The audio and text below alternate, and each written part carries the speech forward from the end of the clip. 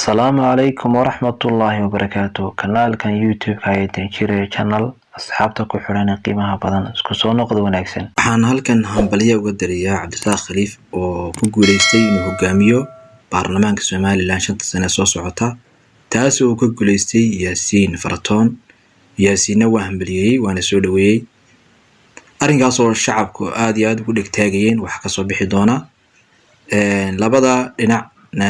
baa guuleysan lahaa mar walba marka dhinacii kale ayaa guuleystay marka ayaguna way hambaliyeen wayna soo dhaweeyeen dhinacii kalena laga guuleystay waxa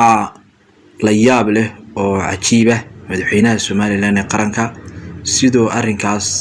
u soo dhaweeyay oo soo keenay madaxdii laga guuleystay iyo kuwii kalaba marka cusub Cabdirasaaq waan hambaliyeenna oo waa soo dhaweynayna gudoomiye ku-xigeenka koobaad waa soo dhaweynayna waanu hambaliyeenna gudoomiye ku-xigeenka saddexaadna waa soo dhaweynayna oo waa hambaliyeenna gudoomiyihii la tartamayay professor Yaasiin waanu hambaliyeenna tartan si dhow buu ahaa waa lagu talagalay waa dimuqraadiyad gacanta la taagay loo kala baxo sidoo u hambaliyay iyo waayeelnimadii muujiyayna waa soo dhaweynayna Yaasiin qaranka in badan buu soo shaqeeyay haddana wuu shaqayn doonaa waa oday halkiisii fadhiya maantana gacan qaadkii iyo soo dhaweyntii aad isku hambaliyeyseen